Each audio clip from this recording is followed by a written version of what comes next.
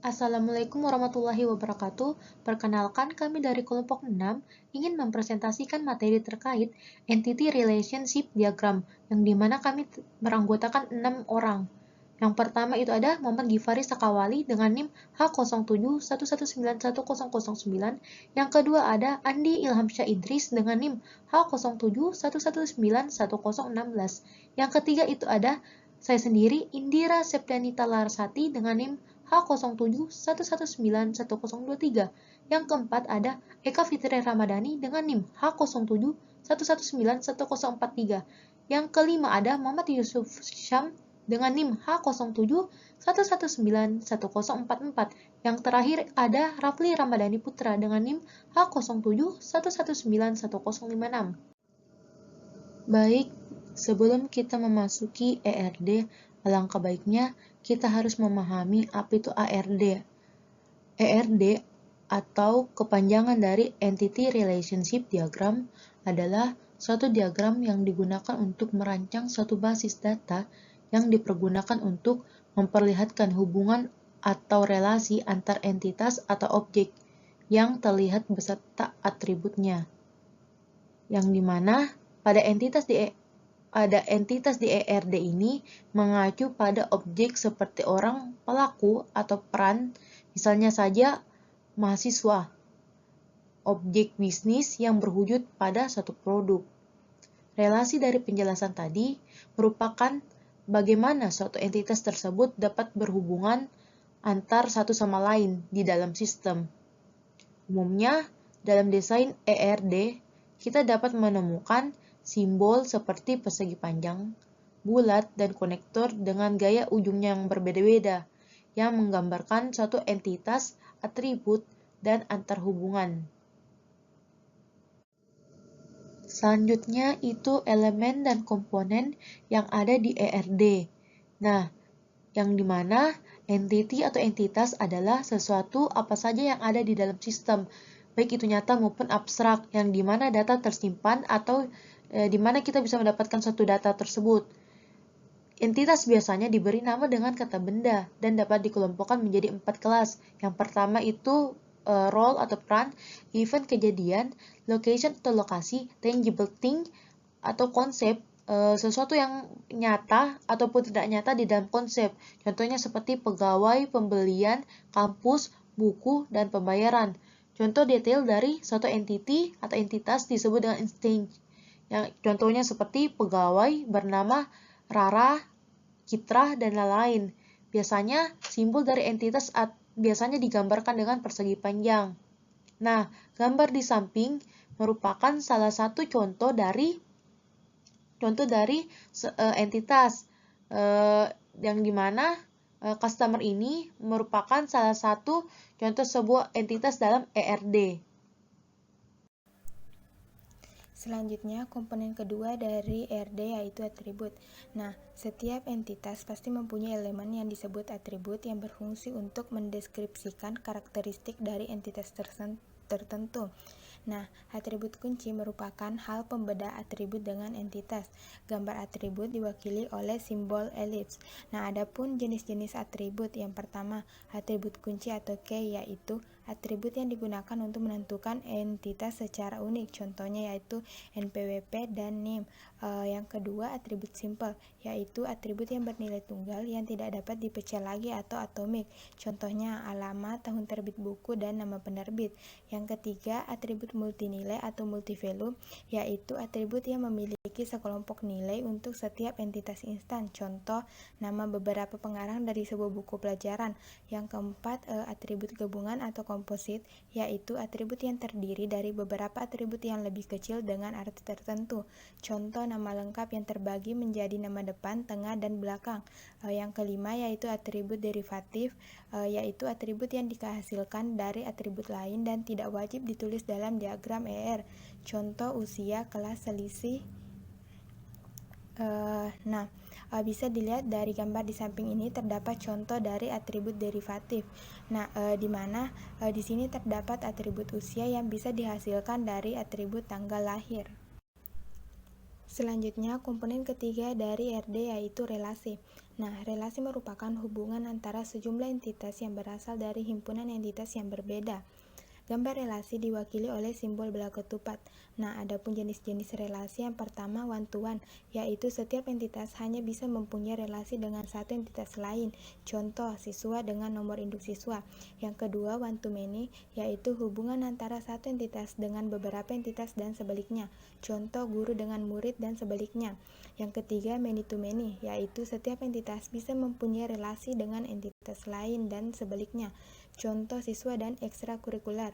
Nah, dapat dilihat pada gambar di samping ini terdapat contoh dari relasi many-to-many, yaitu siswa dan ekstrakurikuler. Komponen RD yang selanjutnya yaitu garis. Nah, garis inilah yang menghubungkan antar atribut untuk menunjukkan hubungan entitas pada diagram ER. Garis selain sebagai penghubung juga sebagai relasi yang menginformasikan fungsi dari entiti yang satu dengan lainnya. Nah, melalui garis ini kita bisa mengetahui bagaimana flow suatu RD mulai dari memulai flow sampai akhirnya. Sekian dari saya, selanjutnya akan dilanjutkan oleh rekan saya. Baiklah, pada kesempatan kali ini saya akan membawakan materi pada bagian atribut, di mana atribut ini memiliki namanya yang key atau kunci. Nah, di bagian ini key-nya akan saya bawakan ada dua, yaitu yang pertama primary key dan yang kedua adalah foreign key. Yang pertama itu primary key. Nah, apa ini primary key ini apa? Primary key itu ini harus merupakan field yang benar-benar unik. Maksudnya unik di sini itu adalah dia hanya bisa satu pada suatu atribut, tidak boleh ada primary key yang sama pada atribut yang lain, dan tidak boleh ada nilai nol. Pengertian lainnya dari primary key ini yaitu suatu nilai dalam basis data yang digunakan untuk mengidentifikasi suatu baris dalam tabel. Nah, misalnya contohnya tabel yang akan kita identifikasi adalah tabel dengan atribut mahasiswa. Dalam mahasiswa, tabel mahasiswa ini ada atribut nama, NIM, jurusan, fakultas dengan nama Rafael Nadi Putra, NIM H0719156, jurusan ilmu komputer, fakultas MIPA. Nah, pada tabel ini yang menjadi key yang unik atau primary key-nya primary key-nya adalah NIM. Kenapa NIM? NIM ini merupakan sesuatu yang unik yang hanya bisa ada pada satu entitas, yaitu pada satu entitas mahasiswa. Pada mahasiswa Rafael Nadi Putra, NIM-nya adalah H0719156. Nah, NIM ini tidak boleh dimiliki oleh mahasiswa yang lain, sehingga NIM ini hanya bisa sehingga NIM ini akan berbeda-beda pada tiap mahasiswa. Nah, dengan begini maka primary key pada tabel mahasiswa ini yaitu adalah NIM, karena unik, tidak boleh dimiliki oleh mahasiswa lainnya, hanya bisa dimiliki oleh satu entitas mahasiswa. Selanjutnya yaitu adalah foreign key. Apa ini foreign key? Foreign key ini dengan kata lainnya juga disebut sebagai kunci asing. Definisi ini berlaku untuk mengolah database relasional. Kunci asing ini adalah atribut atau gabungan atribut yang terdapat dalam suatu tabel yang digunakan untuk menciptakan hubungan relasi antara dua tabel. Nah, contohnya ada dua tabel. Satunya tabel mahasiswa dan satunya tabel nilai UTS. Nah, kedua tabel ini memiliki relasi, dan dalam relasi ini ada suatu atribut yang digunakan untuk menggabungkan kedua relasi. Nah, apa atributnya itu? Atributnya adalah NIM. NIM ini merupakan foreign key karena dapat menghubungkan untuk mengidentifikasi nilai UTS dari suatu mahasiswa yang mana, maka digunakan NIM sebagai primary key dari tabel entitas mahasiswa. Nah, itulah sekian presentasi dari saya. Selanjutnya akan dilanjutkan oleh rekan. Bismillahirrahmanirrahim. Assalamualaikum warahmatullahi wabarakatuh. Perkenalkan, nama saya Andi Ilham Syaidris, NIM H071191016. Di sini kita akan membahas tentang kardinalitas. Kardinalitas, atau yang disebut juga dengan derajat relasi, itu adalah entitas yang menunjukkan jumlah maksimum entitas yang dapat berhimpunan pada entitas himpunan yang lain. Kardinalitas relasi itu lebih merujuk kepada hubungan maksimum yang biasa terjadi dari himpunan entitas yang satu sampai ke himpunan entitas yang lain, dan begitu juga sebaliknya. Jenis-jenis kardinalitas ada one-to-one dan ada one-to-many. One-to-one itu adalah entitas yang ada di himpunan A itu berhubungan paling banyak dengan satu entitas di himpunan yang lain. Kemudian ada one-to-many. Entitas pada himpunan A itu bisa berhubungan lebih banyak dengan entitas yang ada di himpunan B. Kemudian ada many to one, itu entitas yang ada di himpunan A itu berhubungan paling banyak dengan satu entitas, tetapi tidak berlaku pada sebaliknya. Kemudian ada many to many, entitas A itu berhubungan paling banyak dengan entitas yang ada pada himpunan B. One to one. Nah, di sini ada gambar, ada himpunan mahasiswa dan ada himpunan mata kuliah. Nah, relasi ini itu menggambarkan bahwa untuk setiap entitas di himpunan entitas A, mahasiswa, itu berpasangan dengan entitas di himpunan B, satu mahasiswa, itu dapat mengambil satu mata kuliah. Dari himpunan A ke B, kardinalitasnya maksimal adalah 1, dan dari B ke A, itu kardinalitasnya maksimal 1. Oleh dari itu, relasi ini berkardinalitas 1 ke 1. Kemudian one to many.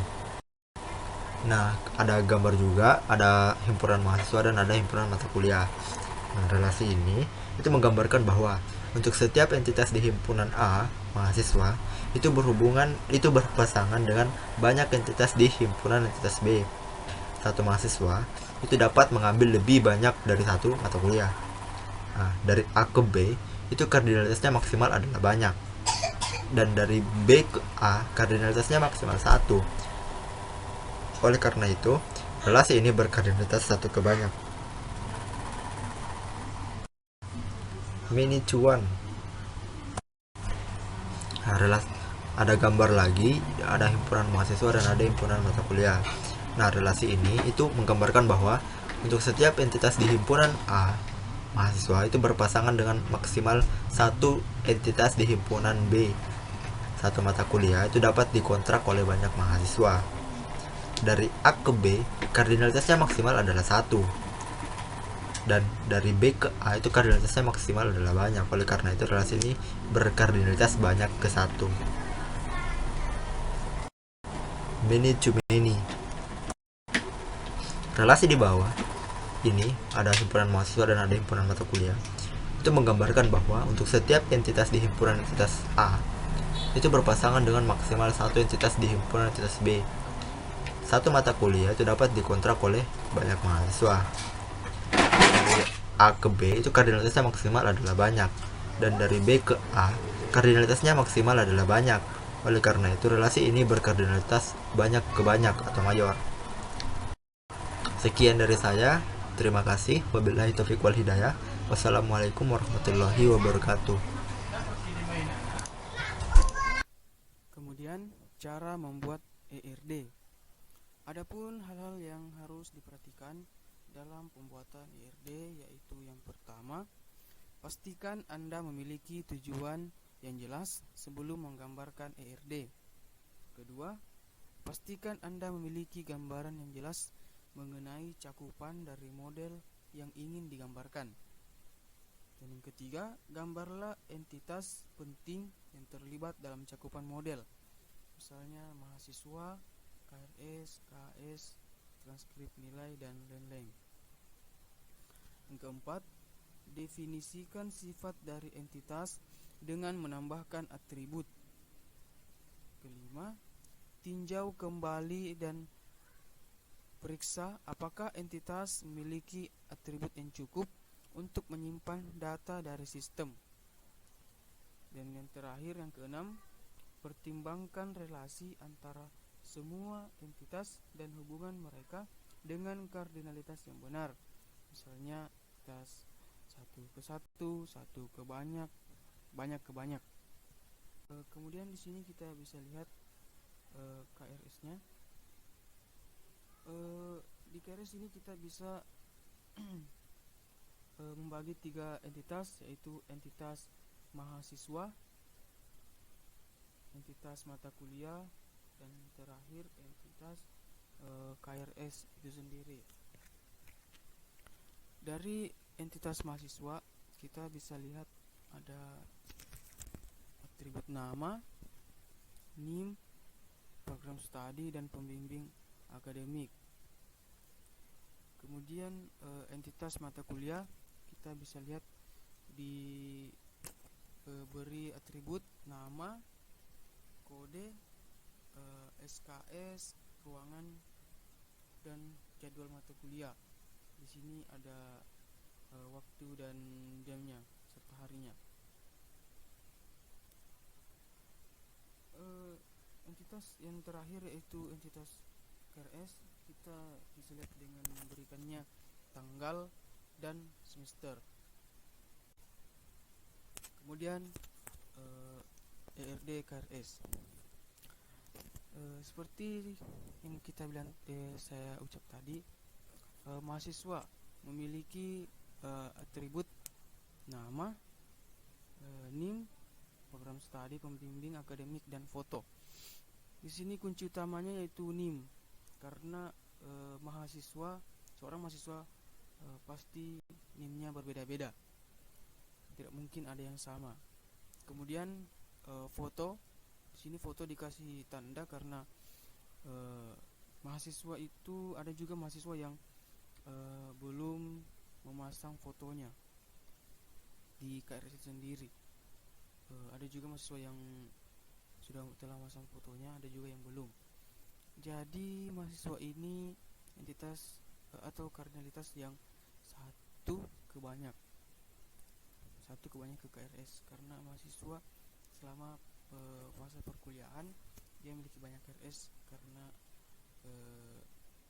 berbagai semester, misalnya semester ganjil, genap, semester 1, semester 2 itu memiliki masing-masing KRS. Jadi satu ke banyak. Di sini KRS kita bisa lihat yaitu memiliki atribut tahun, semester, dan mahasiswa NIM. Di sini mahasiswa NIM kode unik di KRS itu sendiri. KRS ini bersifat satu ke banyak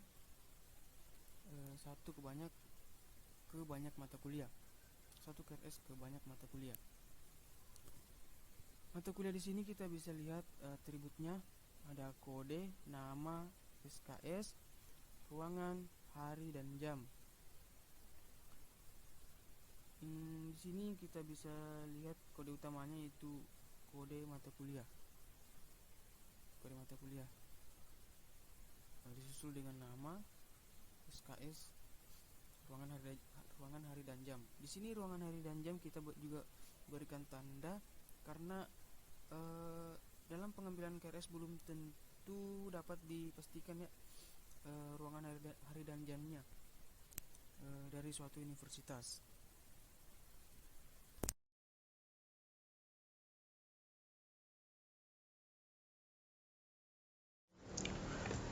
Berikut adalah kartu hasil studi dari seorang mahasiswa. KHS ini dapat kita bagi menjadi 3 entitas: mahasiswa, mata kuliah, dan KHS itu sendiri. Setiap entitas mempunyai atributnya sendiri, seperti mahasiswa mempunyai nama, NIM, dan atribut lainnya. Begitu pula dengan mata kuliah dan KHS. Berikut adalah ERD dari KHS yang diperlihatkan sebelumnya. Di sini entitas mahasiswa mempunyai 5 atribut, yaitu atribut NIM, nama, fakultas, program studi, dan jenjang. Di sini atribut NIM merupakan atribut kunci utama atau primary key. Disebut primary key karena nilai dari NIM ini bersifat unik atau tidak ada mahasiswa yang memiliki NIM yang sama. Di sini mahasiswa berhubungan satu ke banyak terhadap KHS karena mahasiswa memiliki KHS untuk setiap semester, di mana KHS mempunyai atribut mahasiswa, semester, jumlah SKS, dan IPS. Atribut mahasiswa pada KHS yang berisi NIM merupakan kunci asing karena sebelumnya mahasiswa memiliki relasi dengan KHS tersebut. Selanjutnya adalah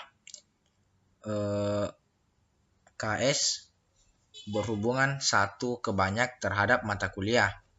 Di sini mata kuliah memiliki atribut kode, nama, SKS, angka mutu, hasil mutu, dan mutu. Di sini yang merupakan kunci utama adalah kode. Selanjutnya, berikut ini adalah transkrip akademik dari seorang mahasiswa. Di sini juga terdapat 3 entitas, yaitu entitas mahasiswa, entitas mata kuliah, dan entitas transkrip akademik itu sendiri.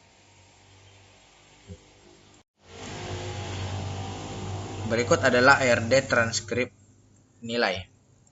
Yang pertama di sini pada entitas mahasiswa memiliki 6 atribut, yang mana NIM merupakan primary key atau kunci utama. Mahasiswa juga di sini memiliki relasi hubungan satu ke banyak kepada entitas KHS yang memiliki atribut mahasiswa sebagai kunci asing, atribut IPK, dan atribut jumlah SKS. KHS ini berhubungan satu ke banyak terhadap mata kuliah yang memiliki atribut kode sebagai primary key atau kunci utama, nama, SKS, angka mutu, hasil mutu, dan mutu. Sekian presentasi dari kelompok kami. Mohon maaf atas segala kekurangan kami dan terima kasih atas perhatiannya. Wassalamualaikum warahmatullahi wabarakatuh.